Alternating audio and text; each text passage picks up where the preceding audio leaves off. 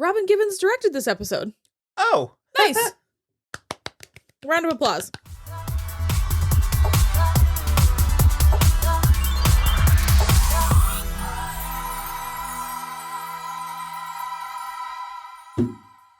Hello, everybody. I'm Will. And I'm Kristen. And this is So I'm Watching Riverdale, Season 5, Episode 5.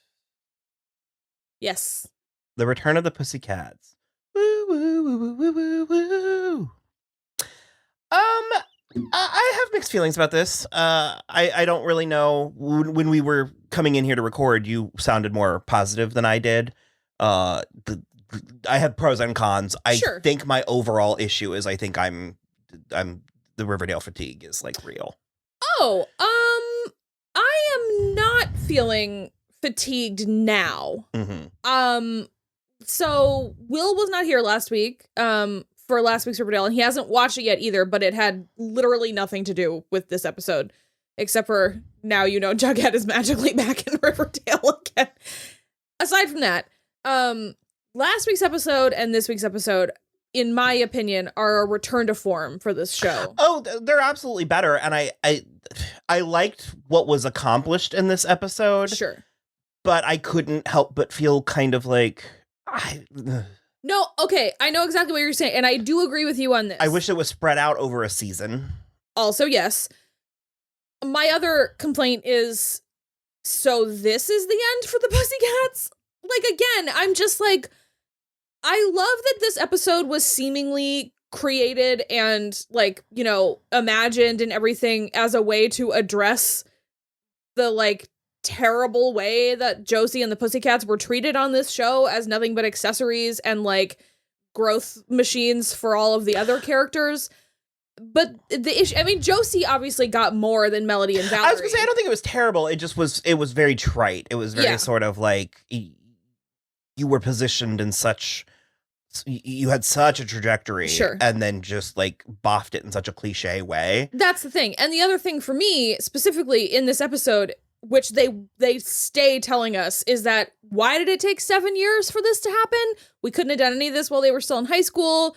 I know that Haley Law and Ashley Murray have like gotten bigger, and so maybe they weren't available. But at the same time, I'm just like, if it's in your contract, like, do it. Like, I just don't know. It doesn't make sense to me that it was so difficult to write stories for them to the point where, like, in this, like, it's all coming back to me now flashback.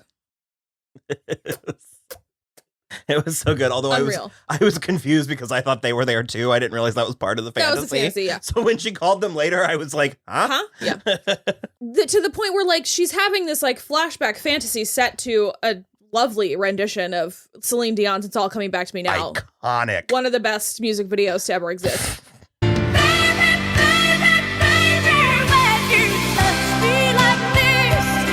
I was sort of like, oh yeah, remember when she dated that guy? And you were like, Chuck? And I was like, that was his name. And I was like, oh yeah, you remember when she dated Archie? And then I was like, oh yeah, you remember when she dated Sweet Pea? And I'm just like, they didn't know what to do with Josie. And to the point where, like, Josie and the Pussycats are the band in Archie. You know what I mean? And it's like, why is Veronica singing all the time?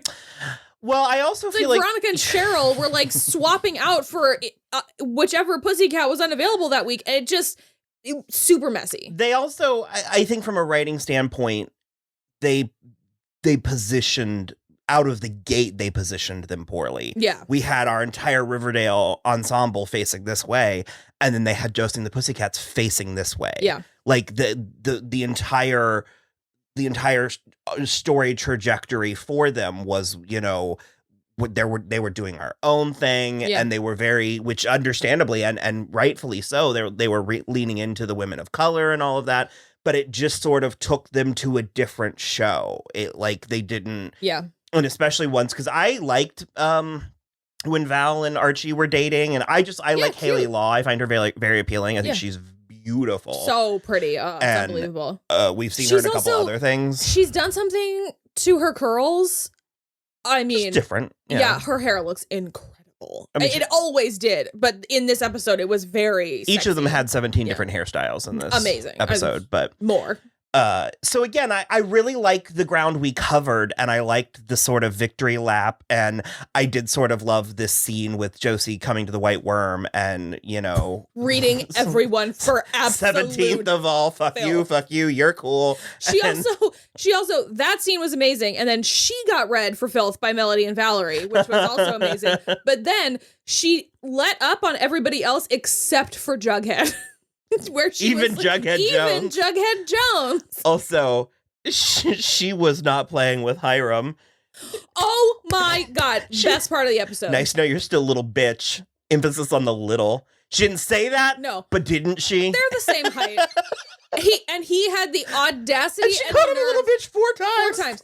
The absolute nerve to say, who do you think you are to talk to me that way? And I was like, she's still a millionaire, and I don't think you are, because you can't find any palladium, and you built a prison. So my issues, and yes, I am aware I'm about to complain about the believability on Riverdale, but this felt to me like a Katy Keene episode, where everything was just perfect, idealized, what you would expect, and I like the absurd elements. I like the kind of swinging for the bleachers, sure. But there was nothing about this that grounded it in any form of reality, and it was doing too much that I could only focus on the absurdity of it. Sure. Also, there's no real reason for this episode to have also needed Alexandra Cabot. Well, I like the concept of her as a character. This is nothing against the actress or the writing. She wasn't, the character didn't come off as memorable enough to justify keeping her from Katy Keene. Right. I think she could get to that place. Sure. And I don't mind having this weird, wealthy New York socialite thing. Which in the mix, yeah, that's good. I don't mind it, but it was also one of the, I've several times I've seen a show get canceled that had a really dynamite character, and you're like, oh man, I wish they found a way to keep this character around. And here it's we have the opposite, where it's where's K.O. Kelly? Where's the K.O. Kelly crossover? And again, this is nothing against the actress or the... No. If anything, maybe it's the writing. I don't know. Her name's Camille Hyde, but it's in our opinion only, and I'll reiterate that we mean nothing to you, Katy Keene was a disaster from top to bottom. Mm-hmm. It would there was almost nothing good or memorable about it. But it's also Alexandra Cabot, the tertiary villain. And mm-hmm. It's why are you keeping that character? Well, and then furthermore, it just we're going into the inception of one-off with Josie and the Pussycats. Yeah. And so it's we didn't need Tabitha and Tony in this. Yeah. Because Tabitha's whole franchising Pops, it just it was just muddying already brackish water, and sure.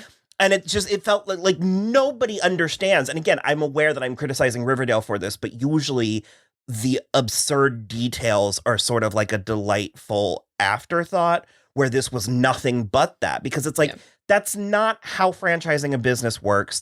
There was no negotiation. There was no preparation. That whole milkshake thing, that was ridiculous. Okay. Because the thing is if you have something that is your signature, I'm going to throw in a weird example here, but Costco loses money on their hot dogs. Uh-huh. The hot dogs that they sell Wawa. at the thing. Wawa loses money on their classic hoagies. So here's my thing. Shorties, sorry. If you have a thing that is your signature and you're losing money on it, but there are other ways, they literally in the same breath as the milkshakes are losing money, they're we need to update the menu prices. And I'm so start charging $10 for a burger and the milkshakes don't matter anymore. I agree with you. It's ridiculous that we're talking fiscal reality in but this they world, brought it up. They did bring it up. Classic lawyer move. You open this line of questioning, I'm gonna follow it through. They brought it up, and again, this wasn't one or two sort of I'll let that slide. Sure. It was wall to wall that. Yeah. And the fucking singing. There was no. I mean, they tried, and I guess one could argue that there is a correlation between Pop's Chocolate Shop and musical numbers, but you could also argue the same for being shot. That doesn't mean you need to be shooting people. There have been an equal number of gang-related violence and breaking into song at Pop's Chocolate Shop is all I'm saying. And so it was just, and again, I'm aware because I'm usually the one defending the musical episodes, but there was nothing really cohesive about it. I mean, I mostly agree. I just also like this felt to me like last week was like a 70% return to form, and this was more like a 95% return to form for the show. Well, and again, I'm going to stand by my initial assessment. I wish this had been broken up and sprinkled throughout the entire season, because we also get to a point where it was like a bottle episode of like the weirdest or like the least, like a character bottle episode, not even like they're not even in one location. But the thing for me that's like the most, because like we also like find out that Josie's dad died in this episode. It's just like it's piling, and also magic. It might be voodoo. And I'm like, Rachel was so fun. We watched this with our friend Rachel, and this who was here last week? Yeah, what was his name? Toot Sweet. He came in and like tells her that he's like, your dad died under mysterious circumstances, and we think it could have been voodoo, or whatever. And Rachel's just like, okay, bye. Like, he fucking vanished into thin air. And I do love though that Mayor McCoy was like, yeah, we've lived in Riverdale long enough to know that foul play is always on the table. And I was like, fair enough. So, which makes me, I'm like, so are we done with that plot point? I'll almost like it more if it's just gone. If that was sort of like a wink and a nudge to like this is what could have happened, sure. but the Pussycats are so fucking out of here onto greener pastures that they just like saluted this plot point as a like amazing.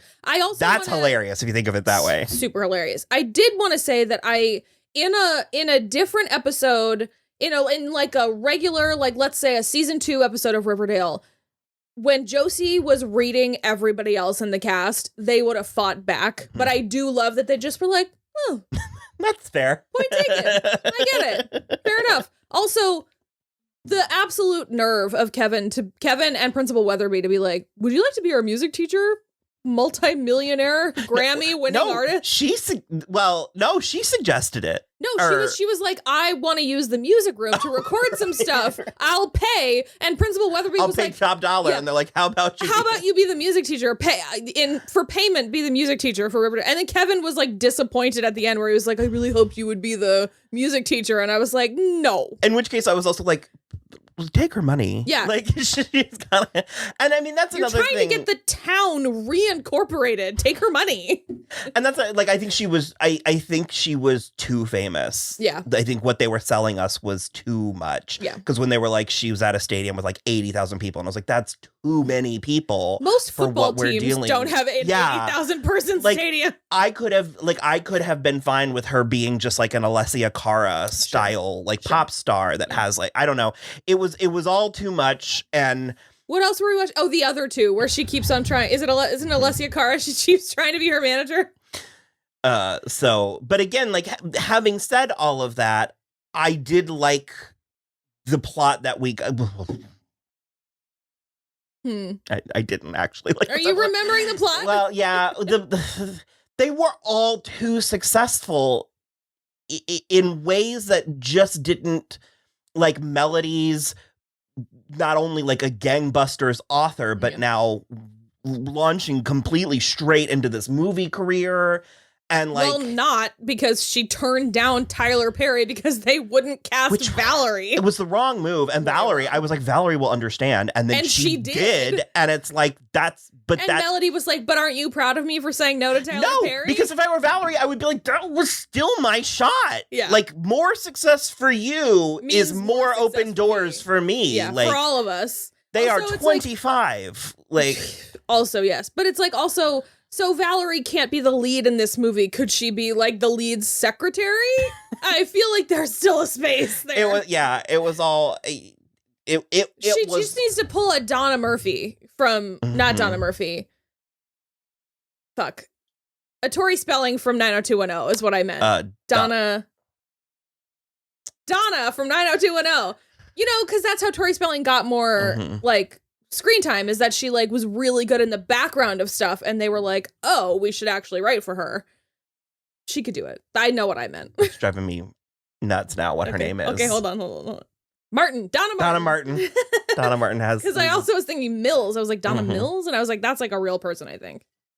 Also, Mr. Weatherby and Dr. Curdle Jr. are established Josie stands. I love it. So, but that's the whole thing where it was like, I realize I'm making the same point over and over and over again, but it was just like, it was too much. Like, this needed to be Josie coming home. For it to have any actual weight. And so in that regard, this really was just sort of like a victory lap. And also kind of, like I said earlier, a bottle episode where it, in the long run, it will lift right out. And that is also a thing that's maybe a problem because last week's episode will also lift right out because it's like a Treehouse of Horror thing where it's like some of the stories are sort of, they're like obviously related to what's going on, but they're like not necessary. I mean, Tony had the baby and finally, I thought she had before the hiatus. That's the exact point I was going to make. Like, Tony had the baby, but then again, we all three of us thought she already had. Yeah. So if she showed up next week with a baby, we wouldn't have questioned it whatsoever. They were literally singing Little Shop of Horrors and I was like, are they trying to pretend that Tony's not pregnant because she still looks pregnant and she was just like still rubbing her belly and I was like, I definitely thought she gave birth already. Well, and then there's because Kevin like wasn't there. And then there's the Tabitha stuff, but again, the way this show is written, if Tabitha walked in next week to Betty and was like, you know how I've been talking to Betty or to Veronica about franchising, I would have been like, I believe that happened. Sure. Yeah, like so. Veronica's also still in a mess because of Chad and the money, and like Alexandra was going to pull her money, which would have been a terrible thing, and that's why Veronica couldn't help Tabitha invest, but she like helped her with Alexandra.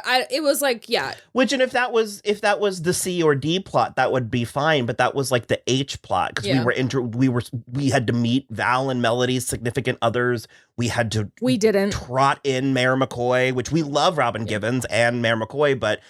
And furthermore, all that really did is make us realize, well, it's like, well, where is Sheriff Keller? And like, because they're married still, as far as I know. Maybe I don't know. So all in all, I feel like for what it did for the canon of the show, I am pleased and happy. Sure.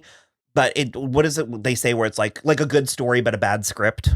Sure. Yeah. Like I think where we ended was very nice and very rewarding, and I was happy with it. But the process of getting there, I thought, was really lacking. It was a little dicey. And also, it's the type of thing where it's like, and it's not. I don't think the direction. I don't think this was Robin Givens was doing. I was going to say props to Robin Givens. This was a good episode. It was pretty. The it's all coming back to me now part was amazing. But again, it's sort of like, why now and for what at this point? Because I just don't see the return of any of this except for the franchising pops. Mm-hmm. I don't see any of this coming back in a way that is significant. And that is a bummer because that's what I want out of the show. Mm-hmm. So I was going to say something. It's all coming back. It's all coming back to me now. There were nights of endless pleasure. When I was a kid, I thought it was pantsless pleasure. Same. Baby,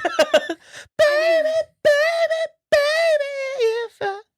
Is that it? Are we done? Yeah, no, I'm done. I'm pretty done. It was good. I can't get over how much, like, Jughead and Kevin and Cheryl and Archie and Betty were just like, fair. Actually, Archie she didn't have. Archie was one of the few people who treated her right. I liked Archie and Josie. She was like, the guys who successfully dicked me down are without fault. So Archie, Sweet Pea, you're good to go. Everyone else, here's what I have to say. Seemingly Sweet Pea went with her. So, I mean, bye, Sweet Pea. I mean, round of applause. That's the thing. He's hardly crucial, but... He's not crucial, but Jordan Connor is so cute.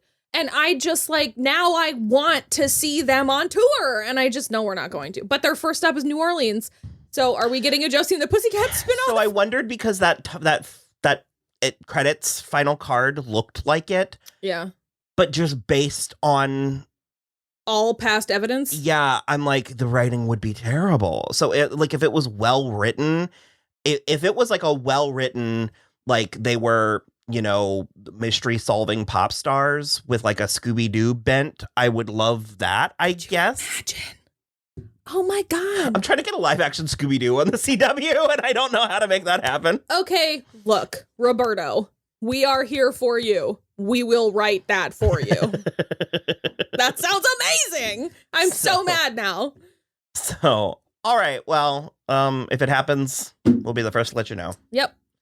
So like and subscribe, follow, money. Yeah. We'd like to be millionaires like Josie. First you McCoy. get the money, then you get the power, and then you get the women. Is that how it works? Power, money, power, women. Yeah. Yeah. I don't want the women necessarily. So I'll take some women. Bye. Bye.